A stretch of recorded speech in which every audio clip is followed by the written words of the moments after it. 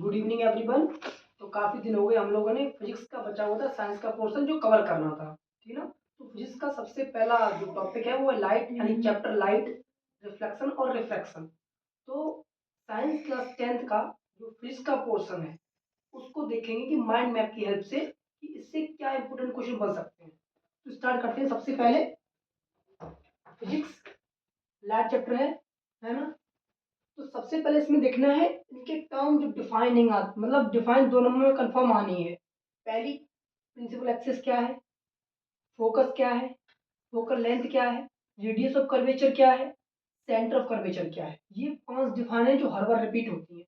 2 number यहाँ से मिलेंगे। फिर मिरर, मिरर 3 तरीके से पढ़ोगे आप। स्पेरिकल मिरर, ठीक, कॉनकेव मिरर और कॉन्वेक्स मिरर, यानी इसको ही हम स्पेरिकल के ही दोनों पार्ट हैं, लेकिन एक और होता है प्लेन मिरर।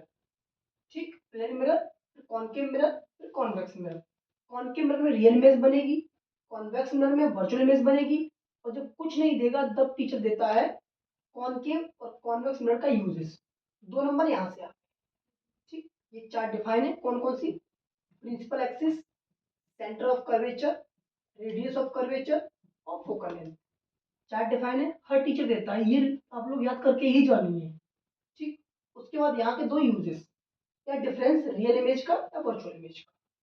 हो गया इतना। अब आते हैं लॉज ऑफ रिफ्लेक्शन की, जो क्लास 8 में हमने पढ़ रखा था कि जब भी लाइट किसी भी ऑब्जेक्ट पे पड़ेगी तो वो रिफ्लेक्ट हो जाएगी। ठीक, मिरर पे पड़ेगी शाइनिंग सरफेस पे, तो लॉ ऑफ रिफ्लेक्शन है।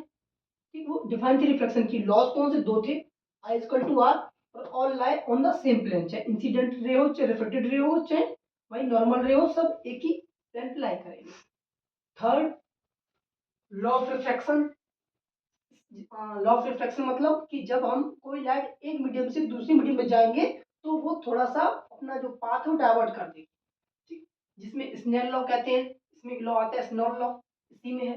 तो इसी के 2 फिर लॉज देखने हैं। तो ये 2 या तो सेम क्वेश्चन मिलेगा, डिफाइन रिफ्लेक्शन या रिफ्रैक्शन, या फिर सीधे लॉज ऑफ रिफ्लेक्शन या लॉज ऑफ रिफ्लेक्शन या डिफाइन। फिर लेंस, लेंस से केवल वही आएगा मैग्निफिकेशन निकालने के लिए, या कौन सा लेंस यूज करेंगे वो। फिर इससे क्वेश्चन कंफर्म है पावर ऑफ लेंस, कि किसी भी लेंस की कितनी पावर है इसकी यूनिट डायोप्टर। इसको पता करने के लिए हम इस्तेमाल करते हैं किसका?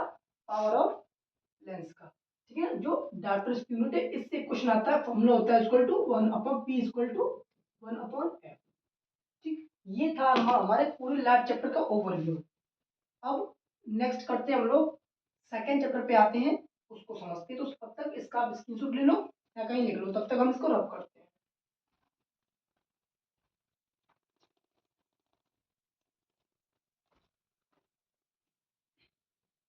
अब हम लोग आते हैं सेकेंड चैप्टर पे। तो सेकेंड चैप्टर का नाम है ह्यूमन आई। क्या? तो इसका सेकेंड चैप्टर है ह्यूमन आई। तो इसका माइंड मैप सबसे पहले हम क्या देखेंगे? कंपोनेंट ऑफ आई। क्या? कंपोनेंट ऑफ आई। यहां से एक यूज आएगा या फिर सीधे इसका डायग्राम आएगा। तो कौन से component? Retina, प्यूपिल, iris, cornea, etc. इनमें से किसी एक के यूज आते हैं। ठीक, इसके बाद जो नेक्स्ट आपका चैप्टर वो आएगा, वो आपका आएगा आई डिफेक्ट। ठीक, सेकेंड आई डिफेक्ट। आई में कौन कौन से डिफेक्ट होते हैं? तो आपकी किताब में 3 डिफेक्ट है। पहला मायोपिया, दूसरा हाइपर मेट्रोपिया, तीसरा प्रेस बायोपिया। ठीक, ये 3 डिफेक्ट हैं जो आप लोग लिख लो इसको, है ना। इसका दूसरा नाम है नियर साइटनेस, इसका फार साइटनेस, और ये सीधा इसमें ब्लाइंडनेस आ जाती है। ठीक, तो सीधा इसकी सबसे बड़ा डिफरेंस आएगा मायोपिया हाइपरमेट्रोपिया। डिफरेंस क्या है? या फिर इसमें हम लेंस कौन सा यूज करते हैं जिससे सही हो सके, या फिर दिक्कत क्या होती है इस मायोपिया डिसीज में, यानी हम चीजों को पास का दूर का नहीं देख पाते हैं। तो हाइपरमेट्रोपिया और मायोपिया। तो 2 पॉइंट हो गए। पहला कंपोनेंट ऑफ आई इस चैप्टर में, सेकंड आई डिफेक्ट, थर्ड रीजनिंग क्वेश्चन होते हैं। ठीक, रीजनिंग तरीके से क्वेश्चन देखते हैं हम लोग, इसमें कौन कौन से हैं वो देखते हैं पहले। तो दो देखते हैं पहले, scattering of light, scattering of light, dispersion of light, dispersion of light, या फिर एटमॉस्फेरिक रिफ्लेक्शन,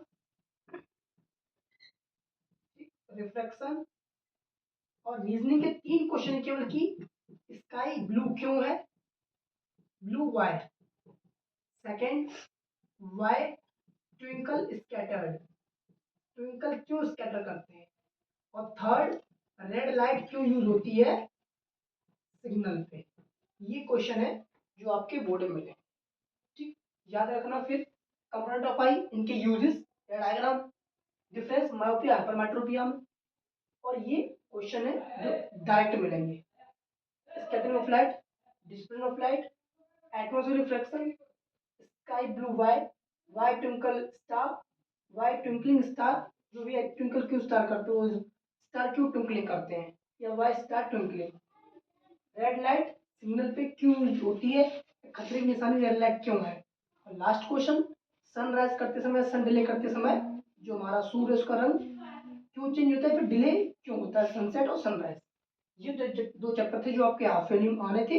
बाकी जो दो चैप्टर बचे हैं वो हम लोग नेक्स्ट वीडियो में मिलेंगे next day. Thank you class को लिख लो।